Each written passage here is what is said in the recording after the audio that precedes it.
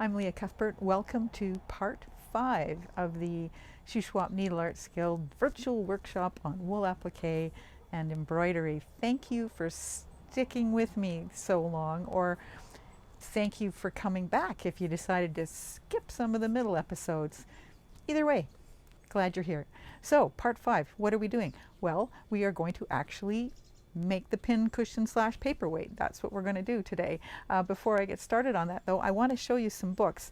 We're at the embroidery end finally of this workshop. So I want to show you, because some of the stitches that I used on the pin cushion, or one in particular, was very traditional, and it's called the blanket stitch. And in wool applique, penny rugs. I'll just show you the book. Penny rugs. If you can get an opportunity to do a little bit of research online, just a little bit, or even just do a Pinterest search on penny rugs, you'll see that most frequently the stitch that you see used in a penny rug is the blanket stitch. And this particular book is by Janice Sonnen. I'm not quite sure how available it is. I've had it for quite a while. It's a fun one to look at, just to see what she puts together, and she discusses the history of the penny rug. So get that book out of the way. The next book is called, by Gretchen Gibbons, it's called Pennies from Heaven. And this book actually shows blocks with really just appliqued on without very little embellishing. Some have some embroidery on them, but many of them don't. And so it's a fun one just to look at, to see how nice things look if you just leave them alone. Sometimes less is more.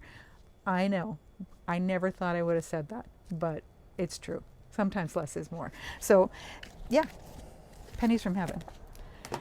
But the key here is embroidery. So find your embroidery books. I imagine that you probably have 1 or 2 or 5 or 10, however many you've got. Dig them out and have a look at some of those stitches. This is one that I've got. Some of you might recognize it from the Christmas party, where I put all of the tickets for the draw in the bag that was this. That's why I won. Pretty happy with it. It's the Reader's Digest Complete Guide to Embroidery Stitches. So it provides a lot of ideas. Crewel Embroidery books. Crewel tends to focus on using wool, but if you get the right Crewel Embroidery book, it does a really good job of showing you stitches, or how to put stitches on top of stitches, and just how to embellish things just in general. So they're fun to look at. This is a relatively new one. It's by Tatiana Popova, and I like the pictures in it. So the instructions look okay too, but I actually like the pictures. So there's that one. Now let's go back to penny rugs and traditional folk art. And one of my favorite authors in that area is Rebecca L. Smith. She's got a number of wool applique folk art books that you can probably get out of the library. You can absolutely purchase online. They're still available all over the place. She has a great website too. What you'll find when you look at when you look at Rebecca's work is that she uses a lot of blanket stitch. She uses French knots. She uses straight stitch and a bit of stem stitch here and there. But really, she seems to have a bag of about 10 or fewer stitches that she goes to in virtually all of her pieces, and they all look great. So I never find myself looking at something that she's made thinking, well, why didn't she try something else for a change? She makes the traditional stitches look great, because her folk art is very simple, and by simple I don't mean easy. It's got clean lines, and I'm just blathering on. I'll just stop now. Rebecca L. Smith. Okay, Christen Brown. Christen Brown's another person that does a lot of books on embellishing and embroidery. This one's Embroidered and Embellished, pardon me, got it backwards. This is a good book too. And the reason I'm pulling all these options out is that some of you may just want to have your go-to thing be just an embroidery book, and those are good. The other books I like to see, because I like to see how colors are put together, and I like to see how different stitches stitches, how different stitches are melded together too. Here's another one it's a fun book to look at. It's not really how to do these stitches book. It's more just about joyful stitching, and it's by Laura Wazalowski, and it's what she says here is transform fabric with improvisational embroidery. So I'm just going to move in a little bit on that one. So she's all about embellishing, and her stitches too are all pretty simple, pretty basic, but she ends up with quite a dramatic effect sometimes, or even just a really light-hearted fun effect. So you might want to think about that. Of course, the person I haven't mentioned, Sue Spargo, creative stitching. If you want to get into embellishing wool and embroidery and doing the whole full meal deal, Sue Spargo is the place to go. This is a great book. This is a good book too. It's called, it's the second edition of her creative stitching book, and yeah, her pictures are great. They show you how to do it. The other two things that I used to travel with me all the time, especially when I wasn't sure what I wanted to do, and sometimes when I know what I want to do. I've got this embroidery pocket guide. So it's got the basic stitches on it. That's great because you can just toss that in your bag. And then there's a couple of these kinds of things out there. It's these little embroidery stitching books that, and this again is Christen Brown. There's another one out, and I'm embarrassed to say that the title escapes me and I've lost mine. But anyways, yeah, these pack in your bag really easily, and they give you a nice array of stitches to use without having to cart around a whole of books especially when you're traveling. I know, because I've done that. It's better to go less is more. Really, I trust you. I mean, no, you trust me. Less is more. Anyways, enough of this. Let's get started. So what we're going to do today is we're going to applique our pieces of wool onto our round circle for our pincushion. Then we're going to do some embroidery around the outside of it. After that, we are going to make the back side of the pincushion. Just cut the fabric out and get that ready, and I'm going to show you how I put it together, and you'll be done. And then part 5 will be done. It's hopefully as simple as it sounds. Anyways, we should get started on this, and I'm going to just bring you in close and let's go. Pincushion, there it is. Finally, we're going to start working on this thing. The stitches that I used on here are the blanket stitch around the leaves. I've got some lazy daisies in white around the center, and again in the orange right in the flower center, some straight stitches, a French knot, and some back stitching around the flower itself. And then I did a wrapped blanket stitch around the outside. You can kind of see that. I think if I do a wrapped blanket stitch again, I'm going to use, like, this is it equals about the size of a size 8 pearl cotton, even though this is wool that I'm using. I'm going to use something thicker so it shows up more. I mean, why wrap it if no one's going to see that you did it? Okay, so that's the plan. However, before we jump into that, what I want to do is just prep this piece of fabric here. I do practice stitches as I work on some projects, just so that I, well, you know, so I make my mistakes here instead of here. I've made enough mistakes on this type of thing that I'm trying to teach myself a lesson. So I've got these two shapes here, and back at the beginning of all this, I talked about applique and fabric that you can use to sticky interfacing kind of fabric. Sorry, totally losing it. And I showed you how it's too much of that is just too much of that, because it's hard to run your needle through. That was actually this. So I'll put that there, but I've got to get this flipped over. So what I'm using here is some Roxanne glue basted, and I want to just get this going so it's dry when we start to do our practice stitches. I don't know if this is going to work because generally for this kind of thing, I don't use glue, but I'm going to give it a try. And oops, pardon me, I'm going to give it a try. I'm going to try to stay on the screen while I'm giving it a try. And we'll see what happens. So got these two things glued down. I want them to dry. I want to revisit this just briefly. And the reason for that is that if you'll remember, I had put a whole bunch of fusible web underneath this entire flower and then kind of showed you how hard it was to stitch through the edges to applique it down. I don't know. What I wasn't thinking about was that because I had the whole thing fused down, I didn't need to applique it down. It's down already, right? So I wouldn't be using small applique stitches on something that I fused. I still think that you don't need to fuse the whole piece, that maybe just little bits. And like I'm trying with this glue based it from Roxanne, just a little bit might be enough to hold it down. If you really don't want to do any hand appliqueing of these shapes, there's nothing wrong with, if you can find another method to work for you, then I say more power to you. You should totally do it. So what I talked about before when I was showing you books and whatnot was folk art. And this is well, it was a kit actually. Lisa Bonigan, I think she's with Primitive Gatherings pattern and kit. And what I want you to see or try to see on here is that, for example, in the red, let's get right up there. Sorry, I don't want to give you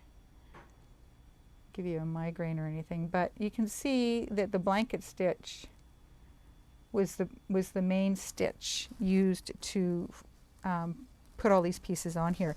And because I was able to match thread exactly on many of them, it doesn't show up at all. It does on the leaves, and to be honest, I don't remember why I ended up doing that on the leaves, but that's okay. I haven't done anything with it since I made it because I can't decide what exactly I want to do with it. It was fun to work on. It was a portable kit that I picked up when I was on holidays and I was itching to do something besides knit, for example. And I love knitting. So there, blanket stitch. Now, here we are, back to here. So when, no. So I don't want to put the cart before the horse, which means let's talk about how we're going to applique these pieces down before we start talking about any stitches we might use on them. When I do this, and when it's for a piece that's this size or even this size, what I like to do is start at the top and work down. So I'm going to applique that one down to there, and then I'm going to put the flower on top of it, and then I'm going to put all that work onto here. And the reason I like to do it that way is because then I'm just working with small pieces. In this, and it really pays off if you're working on a larger project. So for example, I've got this mat, and you can't really see very much of it, but trust me, it goes all the way around, and you can see that it's got scalloped edges. And if I wanted to instead put my flowers kind of all the way around, what I would do is I would applique these things all together, and then applique this whole unit down onto the fabric, because then I'm not holding the whole fabric while I'm trying to applique it down. I'm just holding this much. I find that it's a lot easier on my hands to do it that way. Okay, so I could use glue to applique that down, all these little pieces. Again, once again, I did use the fusible product to make this stick down, and it's still stuck there, so that's a route. But I think what I'm going to do is I'm going to do it the way I would usually do it, which is I'm going to hand sew it down. And what I'm going to do, just so I can show you when it's all hand sewn down, just a little bit about the difference between what the threads look like. I'm going to be using this green wool. It's a Genziana product, pardon me. It's 50% wool, 50% acrylic. I'm going to use that to applique down the leaves. I've got this Superior Masterpiece 60 weight cotton thread. I'm going to use that to applique the flower to the leaves. And then I've got, of course, white DMC embroidery floss. And I'm going to take one strand of that and use it to attach that onto there. So where I'm going to start with it, as I mentioned before, is I'm going to start by putting the center onto the flower.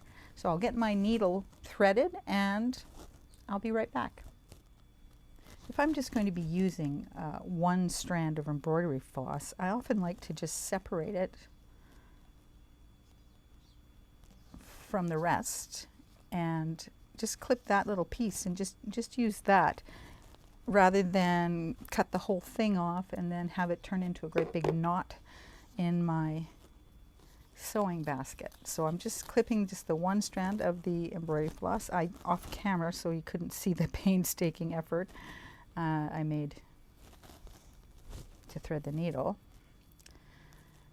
And then I'm just going to put a knot in the end of this. Sometimes I put a knot, sometimes I don't. What I'm doing here is I've got the thread in between the needle and my finger. I'm going to wrap this around 3 or 4, maybe 5 times.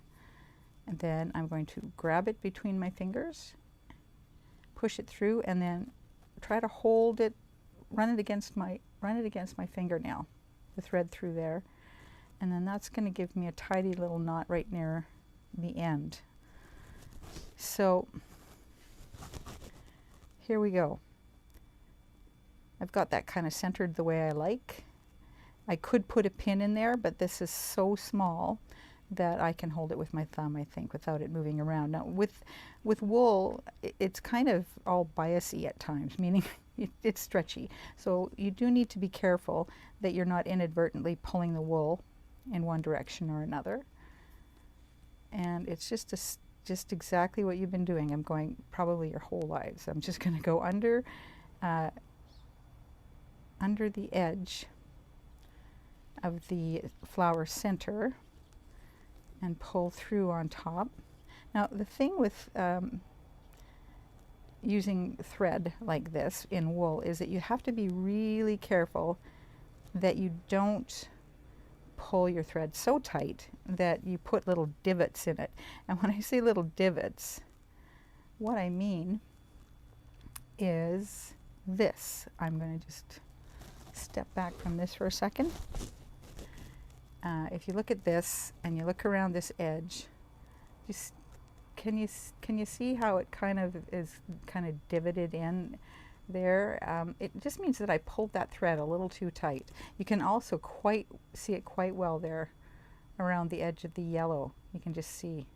Now part of that's because I was using also not the perfect color, but still I did pull the thread too tight, and that's the end result. Now a lot of times that's not going to matter because you're going to cover it with other stitches, and so it's not the end of the world if you get little divots. But if you want to try to not get divots, just don't pull your stitches tight.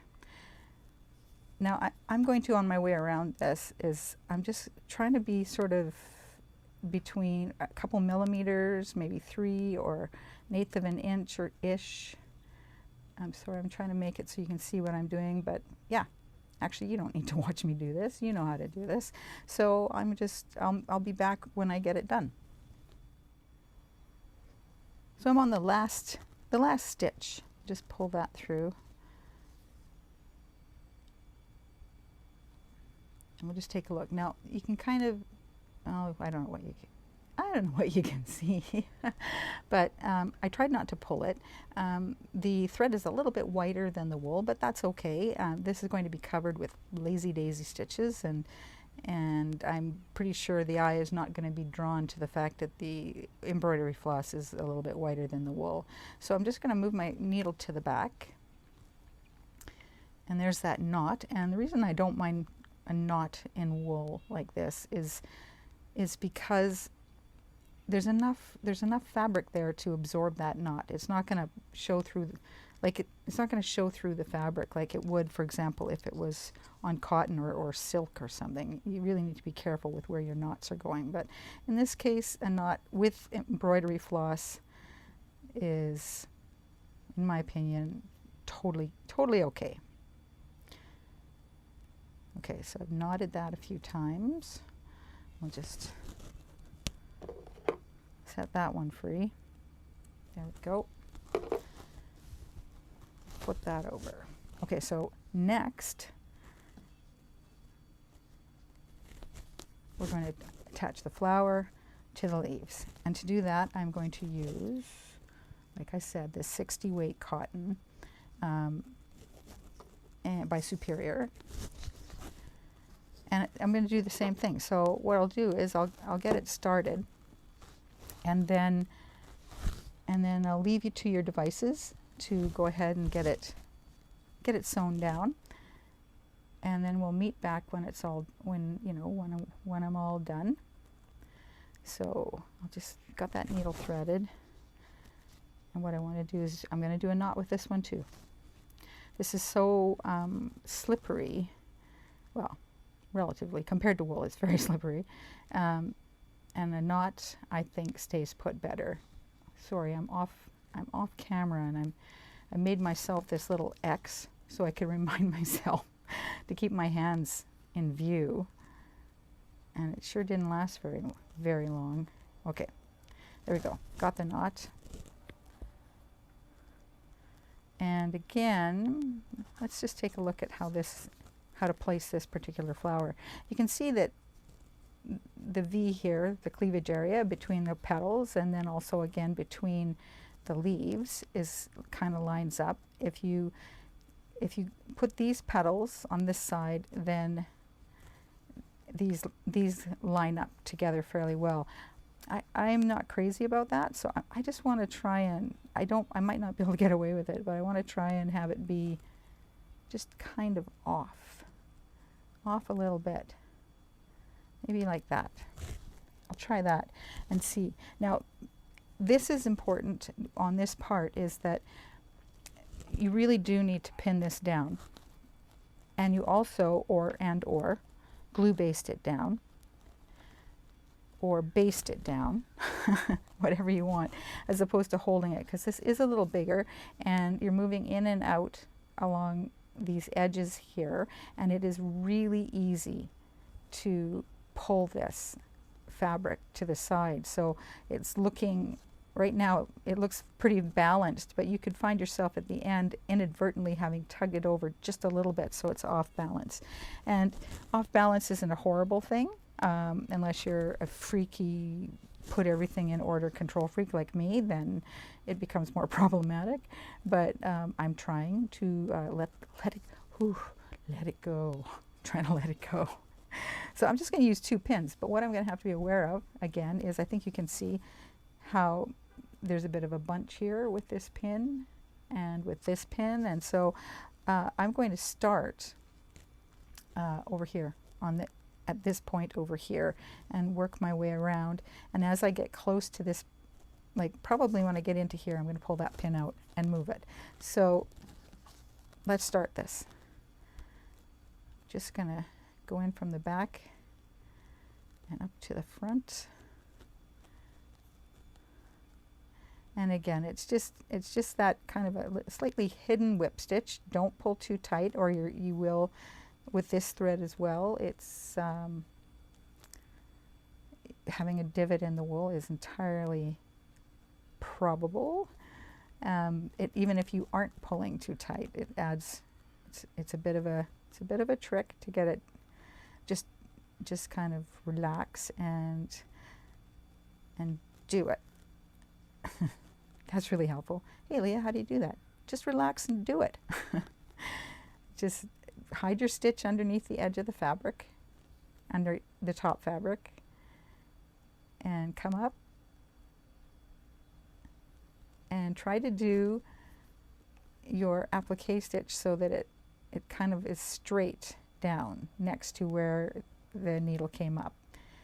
It uses a little less thread that way, and it gives it slightly less of a profile. So here I am. this point, and I'm going to move the pin around just to get it out of my way. Okay, like that. And I am going to carry on, and I'll be back when I have this flower attached. So I'm back. Sorry to keep you waiting. Life kind of got in the way a little bit, but it's straightened itself out, so let's carry on. So I've got the flower applique down to the leaves, and something I didn't stop to show you is you can see here how the petal kind of hangs over the leaf. What I did when I got to that point was I flipped it over, and I just did my applique stitch backwards. So I just kind of stitch a bit into the pink and up into the green, and then flipped it back over, and then carried on the way I was going on the front with the little whip stitch. Again, because it was thread, I had to be careful in terms of trying not to get it on there too tight. I think I did okay. It's still not completely invisible, but as I've mentioned before, we're going to be doing other things to this, so hopefully that will detract from any of those types of flaws. So the next step is to applique it down onto our circle. There it is right there. And you can,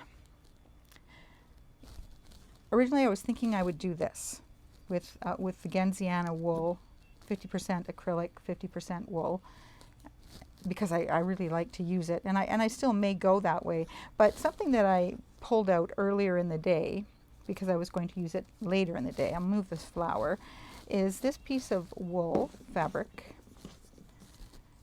I'll get that out of the way. This piece of wool fabric that when I get ready to do different stitches, and especially ones that either I haven't done in a while, I can't quite remember, or practicing something new, I like to baste a couple shapes onto wool, and then I can practice. Like for example, I'm going to do the blanket stitch around here, so I can show you how I do it and how I handle this area and how I handle the pointy bits as well. So that's why I did it. But what I did differently this time was I tried out this glue based it, Roxanne's glue based it, and I put just teeny tiny little dots of it on the back sides of these things this morning. And oh look, I guess I didn't put enough glue on. That was one of the lessons I was trying to learn. It also has made it's kind of a hard spot right there. So I'm not sure about that one. This one, but this one is, oh, okay, so it's completely coming off too. So I didn't use enough glue. I was trying to get away with using the least amount of glue that I possibly could, so that I wouldn't run the risk of having to run a needle through it. And I didn't use enough glue. So I'm just going to probably baste those down the normal way, and we will we'll take off after that. But meanwhile, I won't be glue basting this to this. Now that I see what happened here, I'll just do it by hand. So with wool, and maybe I can get this out of the way, this failed experiment out of the way. With wool, it's one of the things that I don't tie a knot in.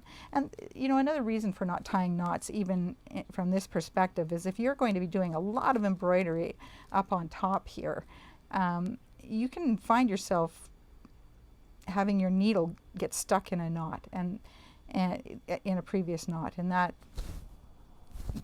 that's not fun. That's not fun. But in this case, because it's really thin thread, and I'm not planning on my piece having a whole bunch of embroidery on the top, I think I can get away with the knots. With the wool, I'm just going to get it started, and I think I will. I'll just start in this corner here, and so I'm going to pick up, run to the edge. That's a little more than 1/4 of an inch. And I'll pull that in here like this. And I'm going to just do a couple little stitches, just to make it stay put. There we go. I'm going to flip it over and try to get it onto the backdrop here. So I've got roughly the same amount of space from tip to tip. And I think that looks pretty good. And so I'm going to try some different pins. These are glass-headed pins. They're also for applique or sewing. They're very thin compared to the regular type of pin, like these ones. And they're very sharp, and all of that makes me happy. So I'm going to just put a couple of these ones in, and I'll see how much this dances across the black background, like if it shifts or not, because it might. All right, pinned in place. I've got my needle to the front, same as before. We're just going to just take just a small amount of fabric and underneath the edge. So we want to be underneath the leaf edge. Come straight out and down from the leaf, and then again underneath the leaf edge, and then up.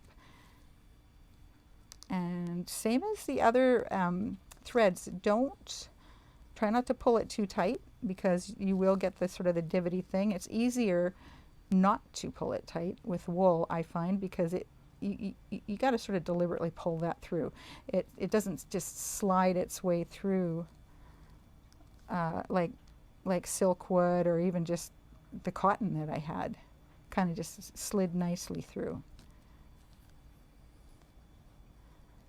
There we go.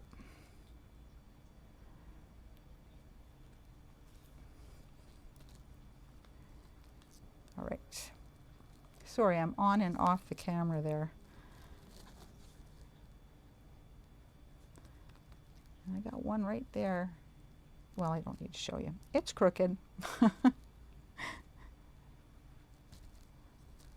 think that's one of the worst mistakes we all do as needle workers, is that we make a mistake and we make sure to tell everybody that you made the mistake, and you show them where it is, which never do that, because odds are they never would have noticed, or if they did notice, they never would have mentioned it.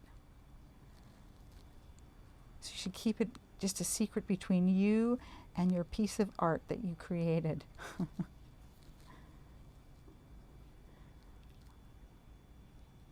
So yeah, that's what I'm doing.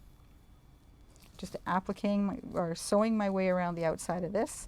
Then we'll have that all attached on there, and then it's embroidery time.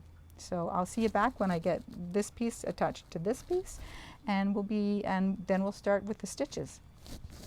So I'm coming up on the last couple of stitches here.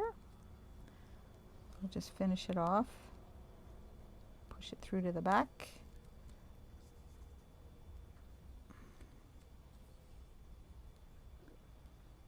And I'm just going to do just a few crossing over type stitches, just tiny little things, and then I'll do 3 of them, and then the next one I'm just going to let it run for a bit, just going to bury the thread.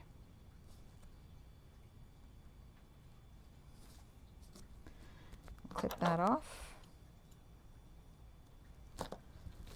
park that pin, pardon me, that needle. Okay, so there we are. So there it is, it's ready to go. So the next step is going to be, of course, to get the embroidery stitches on there. And with this thing, and in your pattern, on page 5, if I slide that in under here, it's almost, yeah, this thing. I've pointed to like French knot and teal. There it is. And these are the whipped blanket stitch in orange and green. So lazy daisy, backstitch. So you can see what I did. You can also see what I did when I look at it here. So I think that I am just going to definitely start with the blanket stitch. You can see here how I made the blanket stitch in contrast to the green of the leaves. I'd like to just show you another piece here, more traditional. It is from a pattern by Lisa Vonnegut of Primitive Gatherings, and it was probably a kit I bought when I was out on a holiday somewhere, madly looking for something to do with my hands. So, so the pattern for this one called for pretty much everything to be sewn down with a blanket stitch, and you can't really see that at all, can you? But I tried to match the thread with the fabric, make them match. You can see here I didn't. I contrasted. It's probably because that's the only green I had with me. But on the gold it shows up a little bit, but you can kind of see it, but not too much. So you can see that you don't have to, it doesn't have to be a contrast thing. It's actually quite just lovely in terms of sewing fabric down. I don't know what I'm going to do with this. It's kind of an odd little shape. I'm working on it. Okay, so back to this. No, actually, we're going to go here. Here we are, back to this little conundrum. So the glue failed me. I guess I could try it again, but I'm not going to. I'm going to use my longer pins. I'm going to pin this thing down. So I am going to pretend that I have actually appliqued this down, and now I'm getting ready to do some blanket stitch on it. So we'll just get that pinned in there. Okay, and I'll just do one more, I think. And I'm not going to worry about this kind of getting bunchy and all, because this is my practice piece. So my expectations are not that I'm going to have issues with it. And if I do have issues with it, well, I think I can deal with it. I'm going to use this thread here. It's size 8 Valdani cotton, pearl cotton. Why? Because it was the first thing I could reach with my hand. And I'm going to, a size 8 pearl cotton is something that I like to use a size 3 or 4 milliner's needle with. So I don't know whether this is a 3 or a 4. I have a, there we go.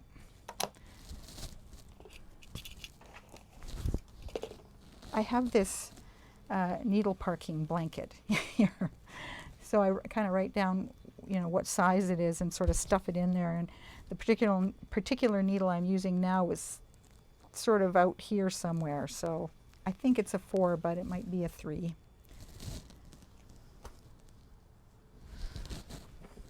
Oh, bumping the table. All right, so blanket stitch. If I'm going to, for starting this, I think what I want to do is, I think I'll start here. And when I do blanket stitch, I go from right to left. Pardon me.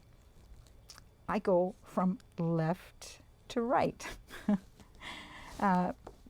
You know, my other left. So from left to right. And I guess that's because I'm right-handed, or maybe it's just how I do it. It's okay to go from right to left. Whatever direction you want to go in is fine. I've never really understood people that say you have to go one direction or the other. All I can assume is that I'm maybe misunderstanding them, because if the stitch looks exactly the way it's supposed to look when you're done, then it shouldn't really matter what direction you're going in, because it's supposed to be enjoyable. At least that's what I think. I think it's supposed to be enjoyable.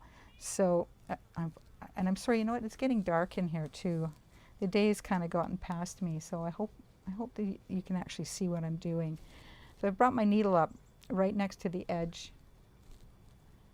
of the piece I want to blanket stitch down. So I'll just pull that out. I think I've kind of gone with, I think, a little, my thread's maybe a little bit too long, but that's okay. So now what I want to do is I've got to decide based on my piece how long and how deep I want these stitches to be, and I'm going to sort of shoot for a rough 1/4 of an inch. So I'm going to come in a 1/4 of an inch to about there, come out.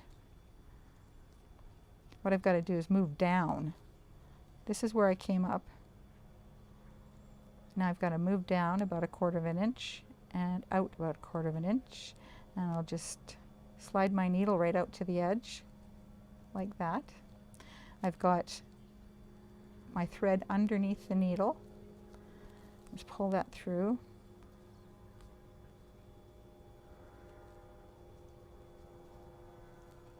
And there's one. That's one blanket stitch. There it is. Let's do a few more, because what I want to do is I want to take you into this area, out and up and around, just so we've covered the ins and the outs. So same thing, about 1/4 of an inch out, and then up at the edge of the fabric, pull it through,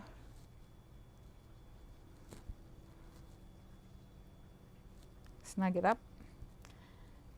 And then when I'm coming into a corner area, I try to kind of keep my eye on, like if I only put one stitch in there, it would make for a couple of really longer stitches. So do I want to have 2 longer stitches or 3 smaller ones? And you'll get the feel of whatever you're working with. It'll probably get the answer to that for you.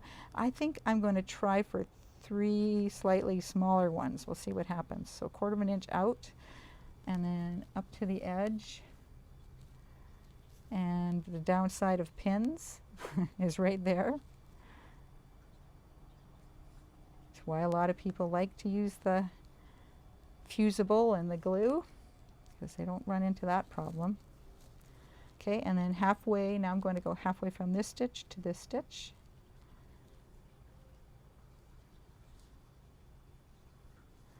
And I want to pick up the fabric just on the outside of the applique, the blue applique fabric. Get my thread in behind the needle. And pull it through. And then we're into here. And what I'm doing is I'm pulling the thread down to this point. I'm going to put my stitch in, and I'm going to be at sort of at right angles to this, not as opposed to putting it straight down here. Let's get that out of the way. Hopefully you can see.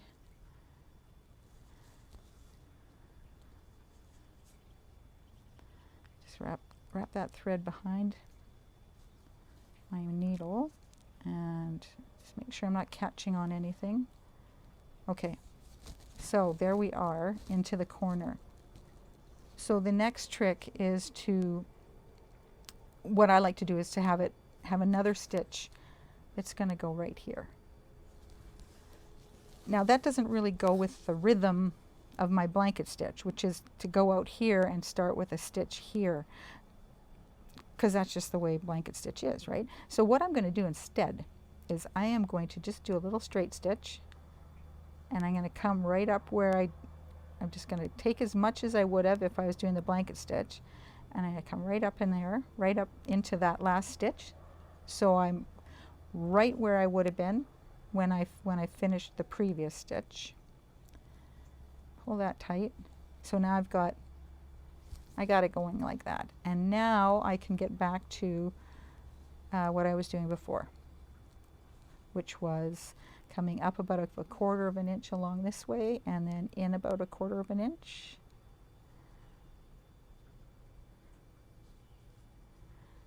Trying to pick up the fabric underneath as well. Okay, and pull that one through.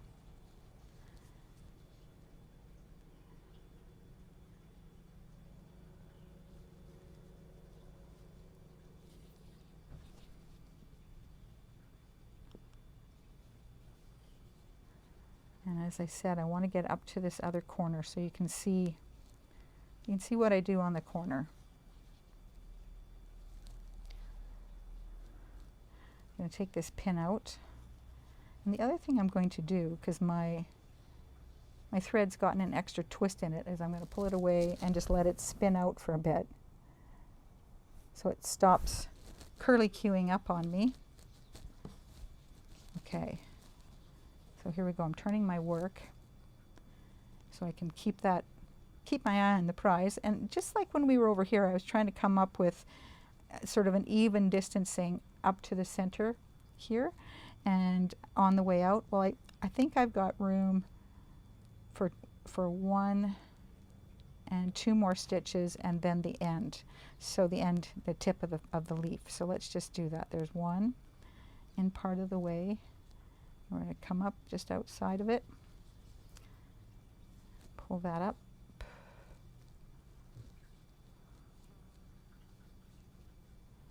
Let's do it again. And we want it to try to make it stay at right angles. This at right angles, this at right angles to this. So 1 more. It's going to be a little tight. Okay, so there we are. So the next stitch is going to go in here. And what I try to do is go down about a 1/4 inch out, and where I would have been coming up kind of here, just on the outside of the edge, along the sides, I want to try to catch just a piece of that tip on my way up, but I've got to catch the fabric underneath of it as well. So I'm going to just go down, pull this loop out. Don't pull the loop all the way through. Could I make this any more awkward? Probably I could. Okay.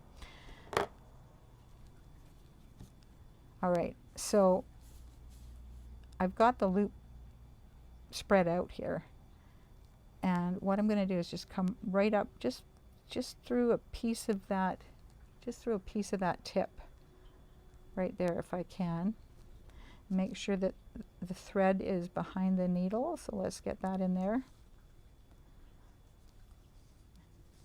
And pull that up. So you can see how it's going straight up to the tip right there.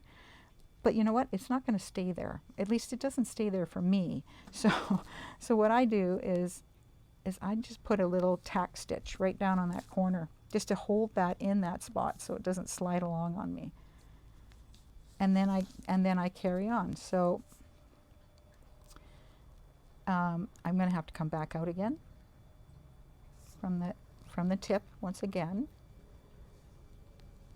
and then out about of a 1/4 inch and up to the edge, and pull it through.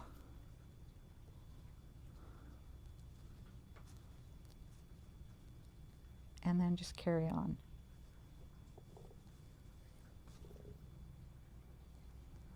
Okay, so that's blanket stitch. I'm going to show you that. It's an easy stitch, and it's a comfortable stitch, and you can see that I did not baste this, and as long as you can keep your applique flat and even and it's small enough, you can probably skip the applique portion and just go straight to the blanket stitch. That's what a lot of people do. So something to think about. So what I'm going to do is I'm going back to this, and I am going to do the blanket stitch around the outside. And I think I'm not really sure in terms of what kind of thread I'd like to use. I think I'll come back. I'll come back and show you the thread. Hang on. So this is the part where you get to take a look at your thread and decide, what you're looking for, how you want this to turn out. How much do you want a contrast? Do you want it to blend in? I've got a swack of thread here. I like Color Compliments. They do such a lovely job of hand dyeing their cotton, well, everything, hand dyeing their everything thread. So I just grabbed a mitt full of it. Now this is sort of a combination of green, blue that I could put on there. Here's just more. This is a Shuswap thread. These are all size 8 pearl cottons that I'm looking at. There's this one. It's a kind of a blue, green, yellow. I think no on that one. This one is green and blue, and I'm not really happy with how long that blue, the color changes are. Seems to be about that far, and that's going to probably work out to be one whole leaf. If the color changes were shorter, I might be persuaded to give this one a try. This one, it's all green, so it doesn't, so this is still possible if I want it to blend in. I've got this green here that is kind of a combination of lights and darks, and that's a Valdani, and it's a pearl cotton size 8. So it'll contrast a little bit from light to dark. Not sure about that. Then I could just take a Walk on the Wild Side, but this is size 5 cotton, so it's thicker than what I would like to use at that point. So I think I'll move that one off. I love this purple gray. I'm really liking it. If I'm going to use purple gray around the outside, I really need to put a bit of thought into what I'm going to do with the rest of the flower and the rest of the piece. So that, so it's a possibility. I just don't know if I want to work that hard. And then I got this nifty blue. I'm a sucker for blues and purples. I just like them. But it looks to me like I'm gonna go with this. It'll show up in bits and pieces. It's still green. It's maybe not quite the same tone of green. And when I get my needle all threaded up, I might look at it and go, I should have used this instead of this. And that's good. You can totally make that decision on the fly, because I have a feeling that's what I'm going to have to do. So yeah, I'll decide and I'll come back. I'm back. I tried some embroidery floss, and that could work. So I considered that. I've got this, it's all wrapped up in plastic here so it doesn't run, but this is a, I think it's either the Razzle or Dazzle thread. Razzle. It's Razzle 28. And it's really slippery and really shiny. But I think the green would be fine, but I'm not into shiny right now. So this was the one that I sort of had picked, but now I'm looking at this one. And I think I'm going to do this one. I've ruled this one out for now. So to do this one though, let's move this away. Move the green off a bit. What I've got to do is try to pull out one thread without making a mess in the whole thing, which is kind of what I just did. And I'm going to cut the end of this. Sorry. I shouldn't be laughing, and I shouldn't be making you watch what I'm doing. Okay, so I'm just going to cut the end and get myself a piece of thread out of here. Okay, I'm going to straighten that out and put that over here. I'm losing the sun. I'm falling into shade here. Okay, so yeah, I kind of like the greens that are around this. And then it's going to turn into blue and purple on me. You know what I think I'm going to do? I'm going to double it. And I'm going to have the green on one side and the purpley pink on the other side. And I'm going to try that out and see what I think. So I'll just load that one up. And I'll be right back.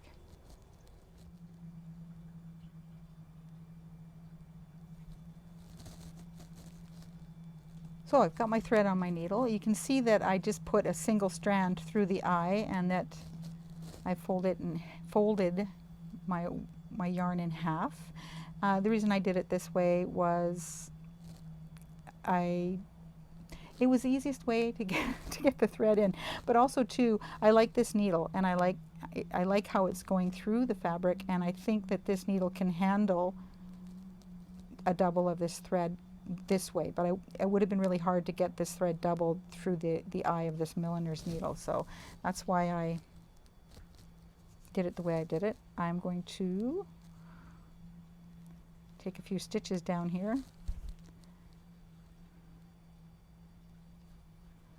and then lock it into place, which it's really tough to see on this dark fabric, isn't it?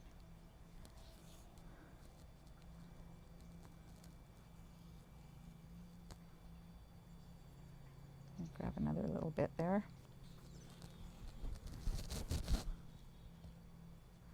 Okay, flip it over. think I'll start right in here. So you can see in this situation, the stitch that I showed you, that it goes in here, this one here. I don't really have that situation happening on my leaf. You might have it happening on your leaves though, so you can decide how you want to do that. But I am going to go with about 1/4 of an inch and pull it through. Pull this up here. Do it again. Just try to stay at right angles to the edge of your green leaves.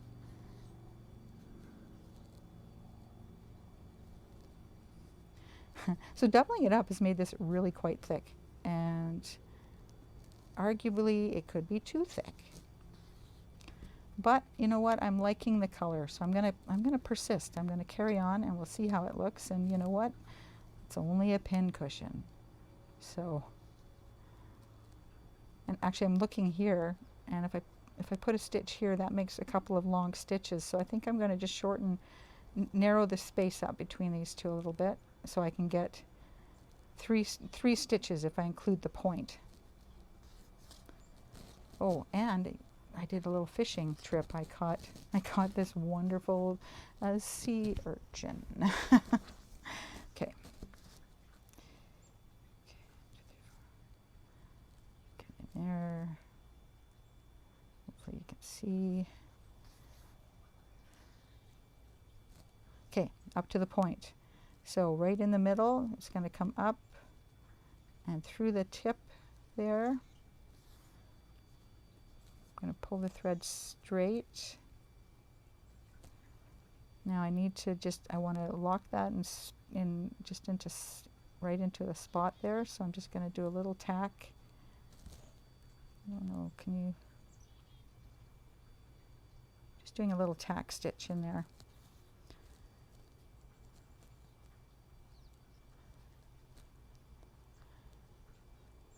Okay. And I need to come up again. Oh, look what, oh no, I'm good. Oh no, look what I did. Wow, that's the reason one of the downsides of deciding to do this is that when you do something like I just did, which is bring your thread from back to front, means you're going to have to cut something. And I guess I'm going to have to go do that, so I'll be back. Actually, you know what? I'll be back when I get all the way around so you can see what it looks like in the end. So I've got the blanket stitch done. Now the question is what to do next. And here's something I didn't really touch bases with y'all on, and that is that when I assemble one of these things or work on one of these little projects, I made a point of telling you that I like to applique this piece to this piece, and then this piece to this piece, and then this piece to this piece, because it keeps it smaller and it's easier for me to hold in my hands. That's true. That's why I like to do that. But when it comes to the embroidery portion of a project like this, all bets are off. Basically where I'm going with, or what I decide to start with first, is whatever suits my fancy, or sometimes it's just as simple as how hard do I want to think about this. So I like to, there's no rule that says you have to do these in any particular order. So I'm looking now at here's some more of these color complements threads. I kind of like them. I think I'm going to see if I can make them work. So I'm looking at this, and one of the things, and that's the other thing, is I often decide what stitches I'm going to use at the time I use them, and not too much before that. So with the backstitch that I did around the outside of this on the edges, that's okay, but I think, and you can see that I've changed my flower a little bit. I actually cut a little further in so that the petals look a little more pronounced than they do on this one. So I'd like to take advantage of that, and I'd also like to have the petals kind of just stand out a little better. So what I mean by that is if I show you this one that I finished as well, if you take a look at this, I did the petals just like 1/8 of an inch-ish in from the edge, and I ended up with this little kind of flower power looking kind of flower. Just reminds me of the 70s somehow. So I want to do something like that. Now, having said that, what do I want to do it with?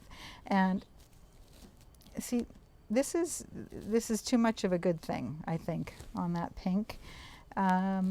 There's this, which is kind of tempting, the browns and there's a bit of burgundy in there. That's tempting to give that a try. I've got this kind of wild combination of blues and purples and tans.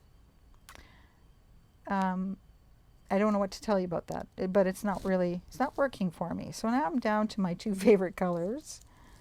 I've got blue and I have got the purple mixes, and I'm also trying to keep in mind what I might want to do in the center. And I clearly now, you can see that what I've decided to do is the flower itself and do the center last. So I'm going to use this, and we're going to do the back stitch, and I'm going to show you how to do that right now. I'll get my back stitch stuff happening. Okay, back stitch. Here we go. Come up on your thread there. And then I always kind of say these words to myself just so I don't get confused. I like to go back, and I think I'll stick and stab it just so you can see it maybe better. So I come back behind the stitch, and then I go up in front of the stitch. The same length, if I can make that work. Now I'm making these quite a bit longer than I would normally, but I want you to be able to see them, and then come down where I came up. So I'm not going to come up here. I'm going to come up out here. The nice thing about the back stitch is you can do this, and it does a nice little outlining. It also, if you were doing letters, you can make it work for letters as well. You can also sort of wrap it in and out and get some nice effects that way too. The other thing is if you've got to go around a corner, and let's see if I've got, no, I don't have a pencil. I thought I had a pencil out here with me, but here we go.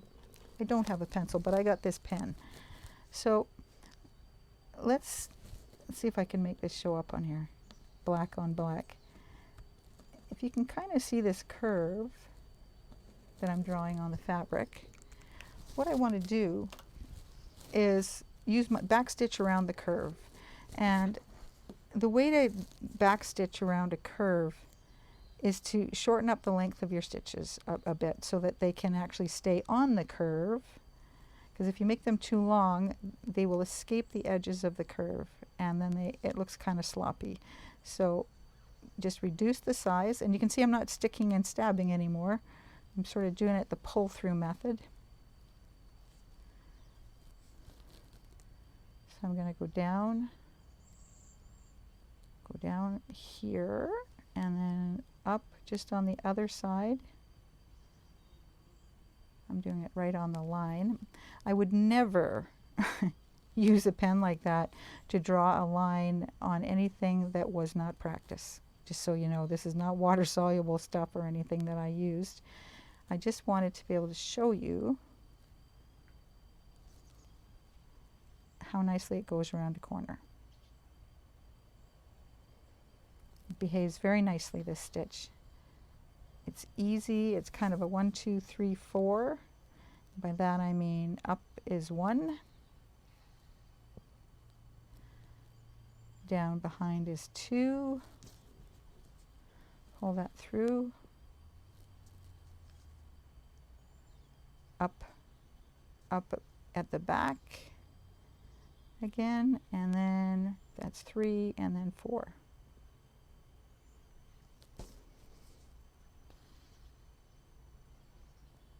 So that's back stitch. There is an awesome woman on the internet who does wonderful jobs with videos on how to do just a huge number of stitches. Her name is Mary Corbett, and her videos are quick, they're to the point, they're easy to follow. I'll put a link to a few of her videos and her website.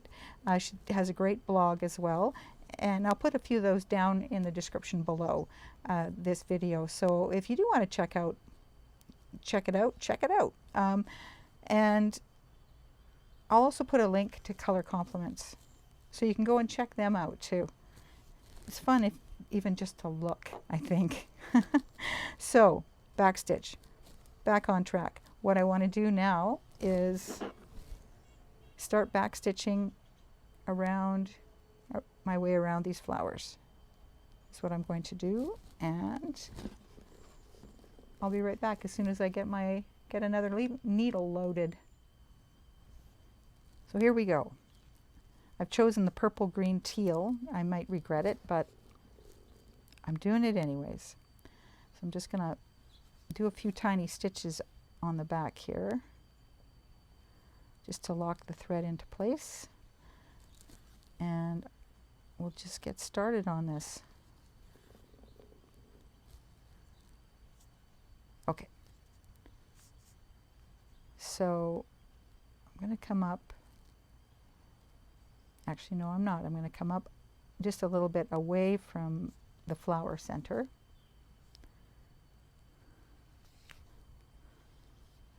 And then I'm going to come down. So that's 1. Here's 2. And I'm sticking and stabbing. Just because for me, I seem to do a better job with keeping my stitch lengths more even when I stick and stab. And I'm going all the way through all the layers. So that was 1, 2, here we go, 3.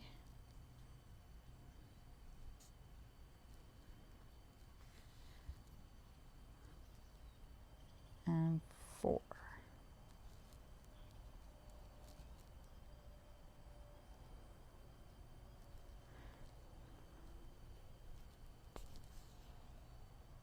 Okay, and then we'll start over again.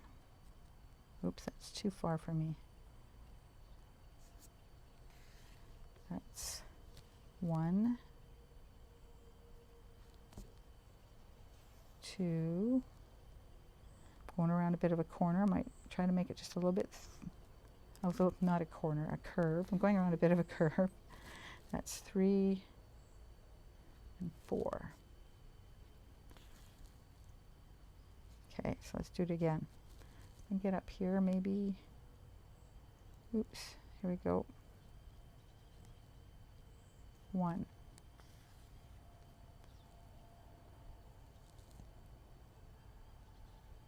2.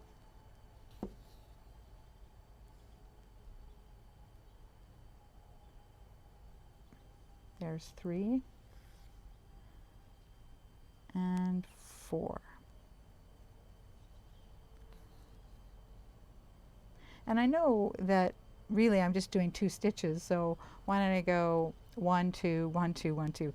For some reason there's something about the rhythm of 1, 2, 3, 4 that works for me, and it helps me remember what the heck I'm doing. So there's 1, down at 2,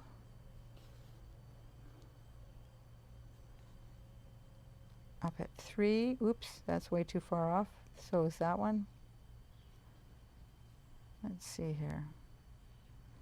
3, down at 4. And I can already tell this is going to be kind of a wonky little petal, but you know what? That's okay. So there's 1,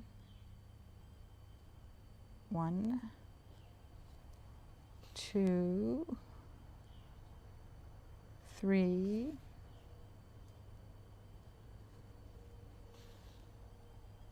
4. And one more time. Let's get ourselves a bit out here. Okay, so that's 1, 1, 2, 3,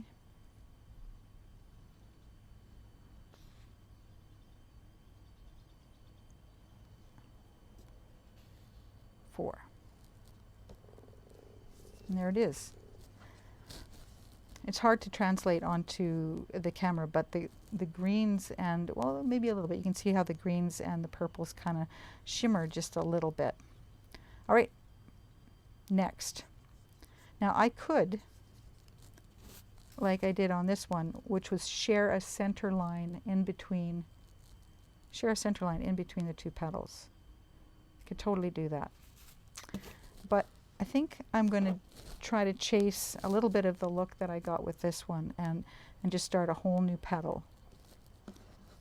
So I'm going to just start right down here. This is going to be the next petal I'm working on. And so I'll come up at 1, down at 2,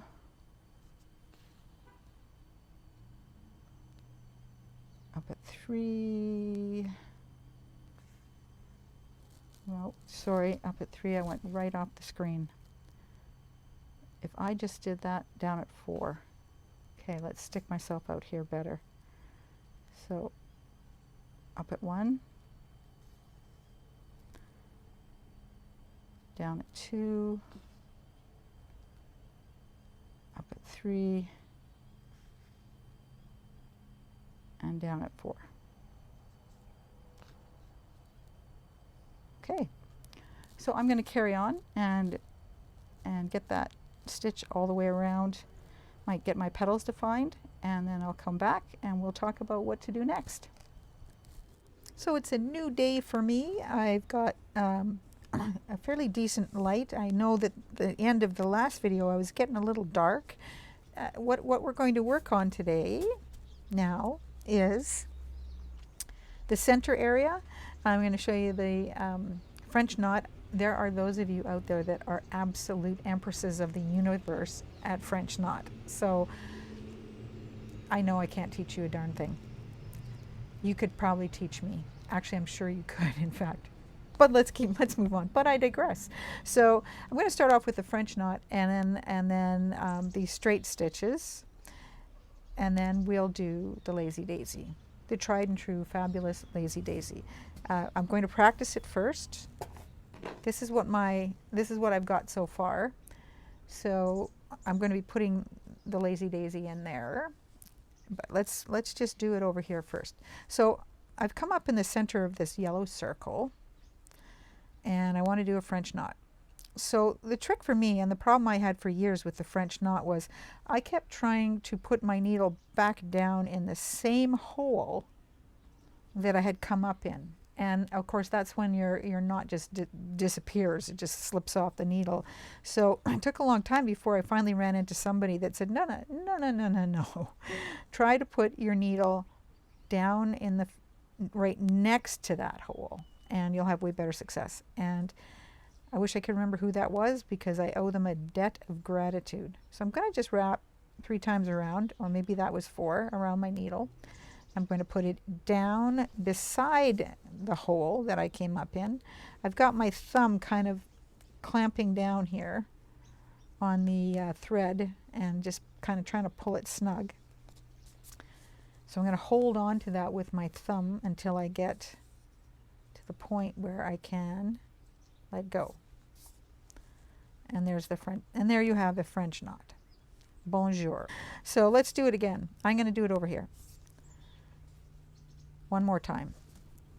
Oh, or maybe not at all. I'm out of, my thread has escaped my needle. I'm going to get my favorite little bunny hook, get my bunny hook, and run that back through like that. Okay, where were we? One more French knot. Okay, so I've come up here. I'm going to wrap my thread around the needle, 2, 3. Some people just do 3 times. I tend to do 4. I couldn't tell you why. Maybe I'm just perverse and can't do it, follow the line the way I'm supposed to. But anyhow, so I'm snugged it up. I've pulled this thread taut. I'm just going to put my finger on that so that I can grab the rest of this here. and then I'm going to pull my needle through the knot. And this is where having a milliner's needle is quite lovely, because the whole needle is the same length. It can be a little bit of a struggle if you're trying to do it with like a tapestry needle, where the eye end of the needle is quite a bit wider than the pointy end. I said I was just going to do it once more, but I can't stop. Now that I've had success for 2 in a row, let's see if we can make it 3. So this time I'm just going to wrap it around 3 times. I have been known to wrap 5 or 6 times, depending upon how big of a knot I want to have. So you don't have to just stick with 3 wraps or 4. There we go. Okay, French knot. So we're going to use French knot. Of course, a straight stitch speaks for itself. I mean, it's a stitch that's straight, so you come up and then you go down like that. And you have a straight stitch. There it is.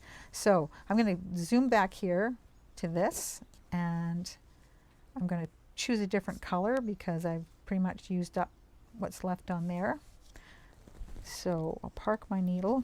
I've got a needle loaded over here from the back, in the back stitch corner. I noticed last night when I was finishing up some of my filming that the color of the fabric that I've chosen here, the gray, and the needle that I'm using, it tends to get lost in the gray, especially in the evening. It's not quite as bad now, so I apologize if you really couldn't see very much. So, lazy daisy. When I want to balance out a lazy daisy in a circle, what I do is I start with 1. You got to start somewhere. So down, I'm going to start down at the French knot and come out at the edge of the circle. Then I'm going to put my thread in behind my needle, pull it through. I'm holding it kind of with my thumb, and there you go. Got a daisy petal. Now I want these to be kind of evenly spaced around this circle, so I'm going to go turn it 1 turn, and I'm going to put it in quarters. I'm going to quarter this thing up. See if I can get that to pull up. There we go. So we'll do it again. I am catching just a little bit of the edge here. It's probably okay if you don't, if you come up just on the other side, because you will be tacking it by going down here. So it's not going to, probably isn't going to really matter which way you do it. Okay, so I'm flopping this all over the place. I keep forgetting that I could be giving you all vertigo. Okay, so I've turned it another quarter. Or actually, I think you kind of know what I'm doing, right? 1 there and 1 there. The reason I'm doing it is because I want to add another one in here. And that's why I break it into quarters, because it's easier for me to kind of get the petals balanced around my circle.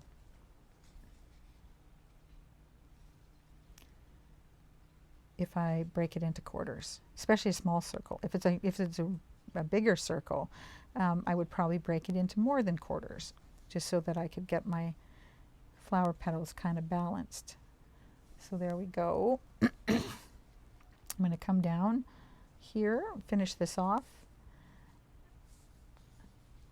because I want to show you something else. Okay, so that's a lazy daisy in the center of this circle. I also on here use the straight stitch to come out, but I think I don't need to show you how to do the straight stitch. I think I can move on to what I want to show you. Is the other thing I did was I did a bunch of lazy daisies. They look kind of fuzzy here. A bunch of lazy daisies around the outside. And so what I'll do is I'll put some lazy daisy stitches around the outside of this. And basically I did it exactly the same way. I just picked my spot right at the edge. The trick here though was paying attention to how far out I went. So I was trying to keep my length consistent around the outside.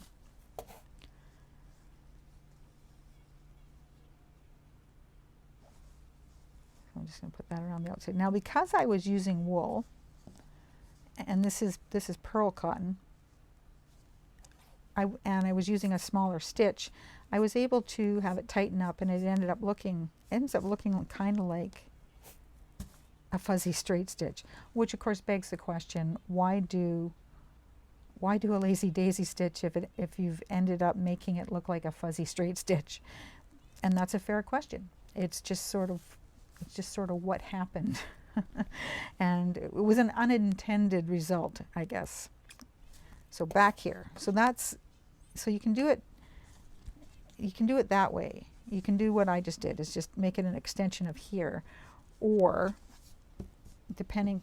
flopping everything around again, or you can start out here. And what you could do if you wanted to make sure that they were all the same length, and this would apply to if you were doing straight stitch or any other stitch, and this is by no means, if I was going to draw this circle, right, of course, first of all, I would not be using felt pen, and I would also be using some kind of a template so that I could try to get it even. I wouldn't be doing it by hand like this, but because I have no intention of going all the way around this, I'm just showing you what I'm doing. Okay, does that show up? It shows up a little bit. I'll just darken this area a bit because I'll do a couple stitches along here. Okay.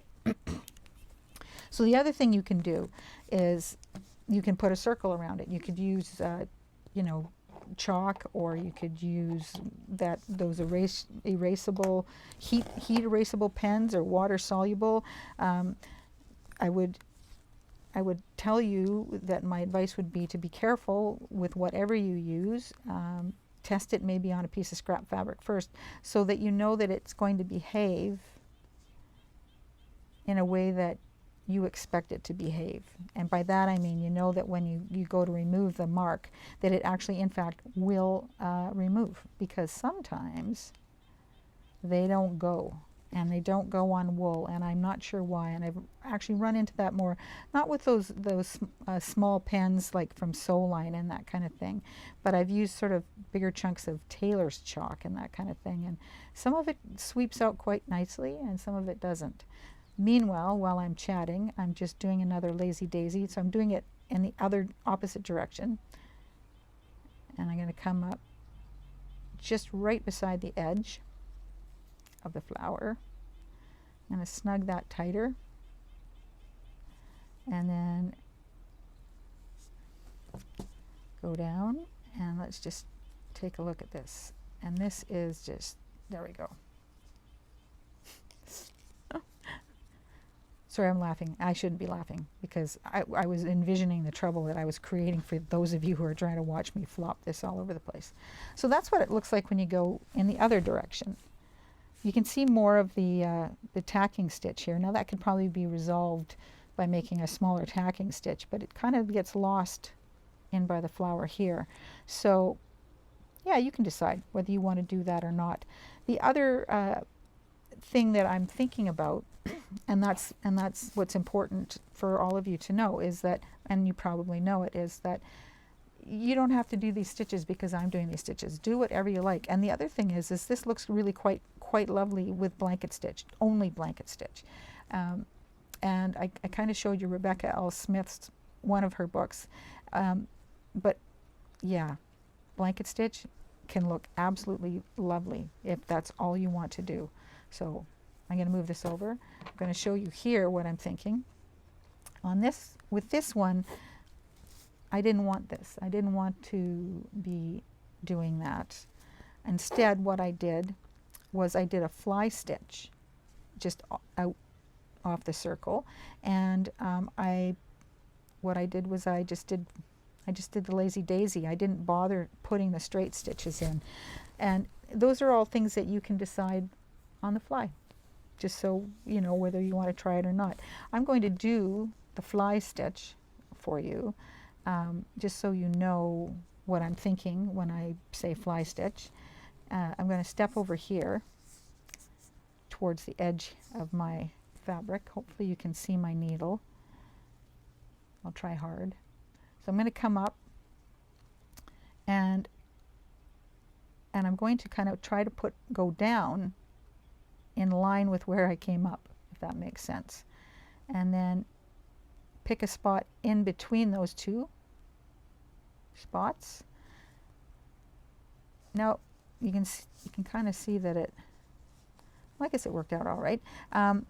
So what you can do here is you can do what's an extended fly stitch if you want. You can of course extend the tail if you wanted to. What I did here was I did not extend the tail. I just made the little V and then I did a straight stitch in the center. So I'm going to just tack that in right at the bottom of the V, and then you have your sort of your basic fly stitch. And then what I did was a straight stitch. So I went up above the end of my fly stitch and came back down right in that V.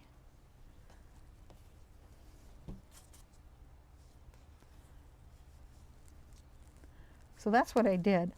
Now I'll go and I'll do a couple of them over here on the outside of this. But what I'm going to need to do is get some more thread. I was all ready to show you how to do the fly stitch or around the edge of the circle, and then I got a wonderful phone call from my daughter-in-law and my 4-month-old grandson. He's amazing at dialing numbers. Okay, anyways, I got a FaceTime call which kind of jumped up right in the middle of what I was doing. So that's why I'm sort of abruptly jumping back in again to show you the fly stitch against the circle here. And so what I've done is I've come out here, and then I'm going to pick a spot that is even with this one. Let's see if I can move up a bit. The light's gone. I had light, and now it's threatening rain, which is interesting because I thought we had enough of that in June. But anyways, okay, so I think about that far out, and I'm going to pick a spot in between this spot and this spot. Pull it through, and I think you can see this one's a little shorter than that one. I refuse to worry about it. And then I want to just add the straight stitch in the middle. Make it a little bit longer.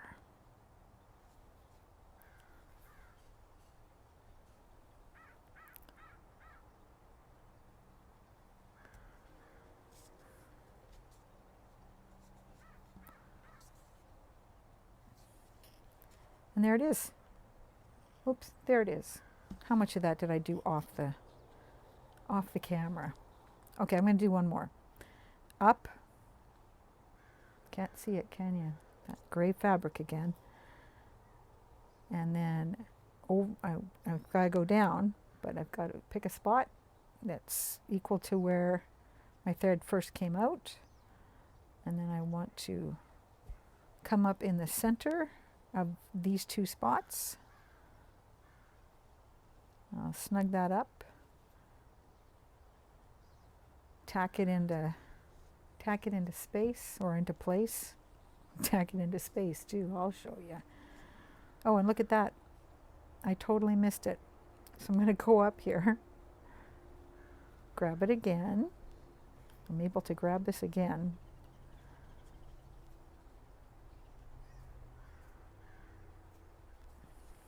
How did I do that?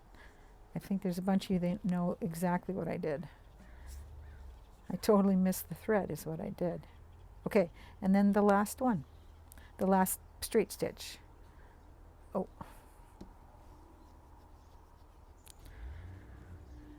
Okay. I'm sorry, I keep slipping so that I'm not on the camera. I'm gonna do one more. I'm gonna try to keep it all on in the camera. So up, pick a spot that's the same distance out from the circle, or as best you can do, and then come up in the middle between those two spots against the circle that I'm practicing on. I'm going to go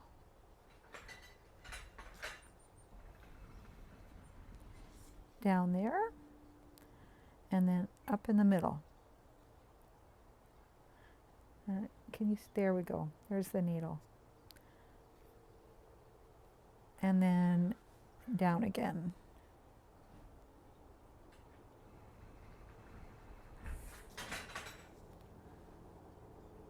And there it is. That's what it looks like. Now I am going to go return. I'm going to return to this one.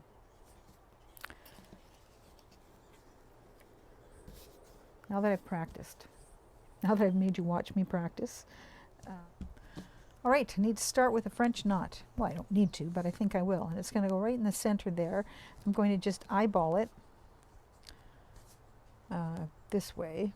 And the reason I'm doing this, pardon me, this, is that when I turn it around, I know that that's kind of where I want to go in roughly there. So I'm just going to do what I've been doing.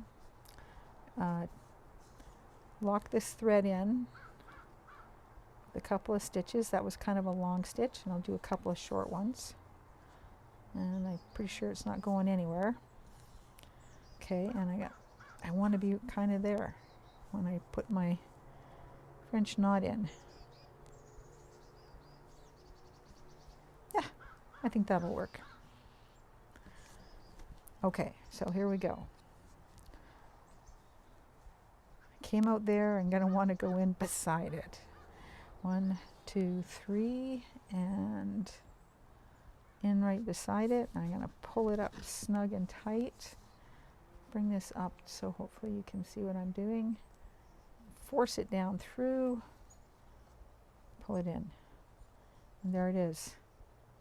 It's a lot of energy for one French knot. But that's all I'm doing. It's just one French knot. Although, having said that, I could do 3 French knots, maybe. So let's do that. Let's put a few in there and see what that looks like. 1, 2, 3. Put that in beside.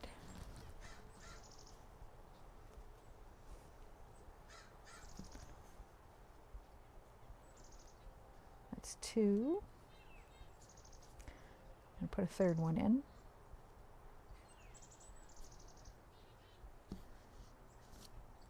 And it's going to be my last one, because I'm going to be pressing my luck with this bit of thread I've left. 1, 2, 3. Put that down in there. My hands are blocking whatever semblance of light I used to have here. Okay. That's what I did. I'm going to quit there because I still want to do some lazy daisies around that. So let's knot that off. I've got a lot of stuff going on in the back here. It's hard to see probably because I picked black. And occasionally when I sew down, I'm running into some of this stuff. And it's a little tricky for pulling my needle through. There are ways to kind of try to avoid that, but then again, when you're doing an overall stitch, meaning when you're stitching all over the place, like that, yeah, you end up with kind of a mess on the backside. Or, you know what, you might not. I end up with kind of a mess on the backside. Meanwhile, lazy daisy. Okay, I've decided to use yellow for this. And I'm going to add to the vast array of little bits of thread that I have attached at the back here. Just do twice. I've made my thread probably too long. Shorten it a bit. Okay. Okay, so where are we going to go? I am going to I'm going to divide it in quarters like I showed you on the practice. So my first 4 are going to, sorry, I'm sliding back again.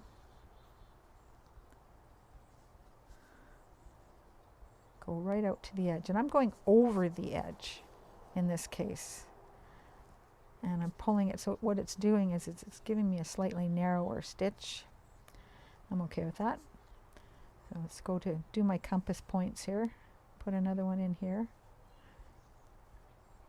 Oh, what I'm trying to do is make it look like it's coming out under the edge of this French knot.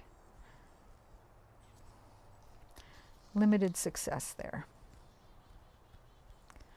Okay.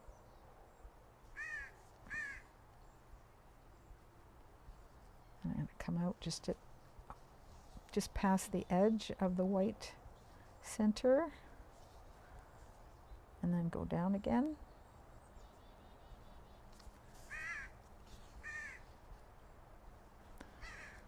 And then over here,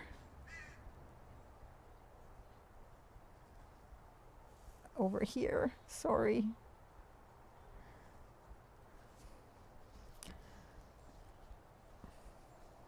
I don't even know why I keep ending up over here. There's no camera here. The camera, in fact, is over here.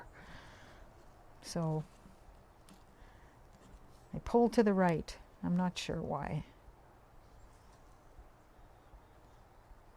Maybe it's relatable to the strength and effectiveness of my glasses.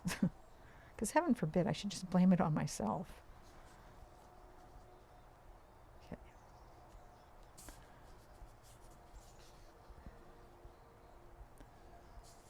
And then last one. Well, last one of the starting off of the 4.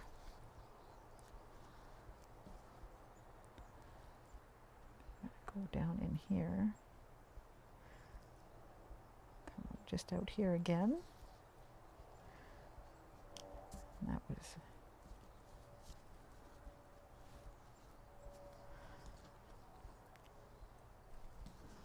okay. And lock that one into place. Okay, so now that I've done that, it'll be pretty easy just to go here and here and here and here. And that's what I'm going to do. And then I'll come back. Time for the fly stitch. I got my lazy daisies relatively spaced. They're kind of a little loose going on. Not loose, but I don't know. Doesn't matter. I think it's okay. I tend to analyze things to death, and really not necessary. I don't need to do that because it looks better than I think often. Although there are times when you just know. I think some of you may know what I'm talking about. Okay, so fly stitch. I'm making the V.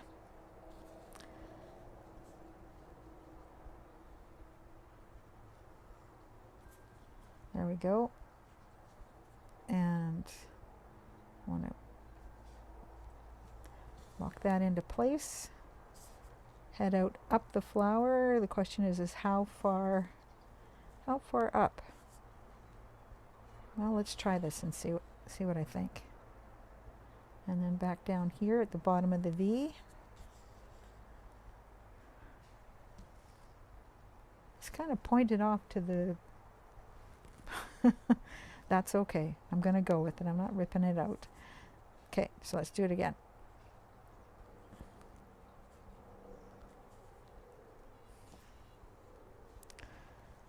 Okay, try to be across and come up in the middle of where I think those two, my in and out were. Technical term again. I'll lock that into place. Now let's see this time if I can try to come up here and see if I can be a little more at right angles a bit to the top of the circle. Let's see what happens. Well, I could do this and it'll tell me what's going to happen. I think it'll be okay. Put it back down in there. Oh sure, yeah, it's in line. It's at right angles to this, but I didn't quite get as close to the center as I wanted, or as what I had kind of thought I would do. Carry on, it's okay. I got 4 more petals to practice on here. I'll make you watch one more. Or, really, that's what fast forward is for, if you don't want to watch one more.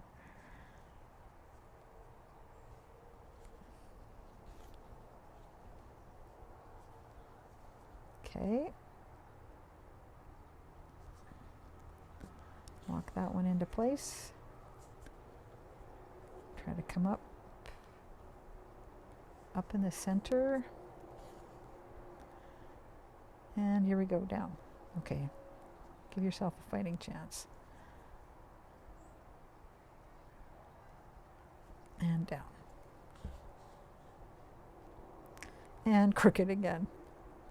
I should have, what I did was I went on the outside of the little knot when I first did the fly stitch. I think if I'd gone just on the inside, it might have worked a bit better. Okay, I'm going to finish this and I'll be back. Last fly stitch. Last one. And this one's going to be a little weird because my petal is actually kind of a little weird. Just a little off. Okay.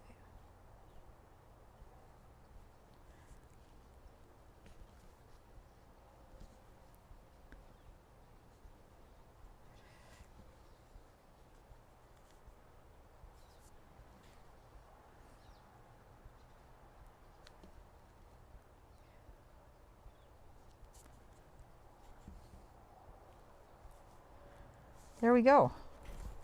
Done. That's pretty much, that takes care of the embroidery portion of the program in terms of the pincushion paperweight. I am going to probably wrap this and make a part 5B or something and just do the pincushion, because this has been a long haul, and I thank you all for sticking with me or fast forwarding me, whatever you need to do. The fact that you're back here with me right now means a lot. So yeah, I'm going to end this for the moment, and I'll be back in another part just to show you how to do the pincushion.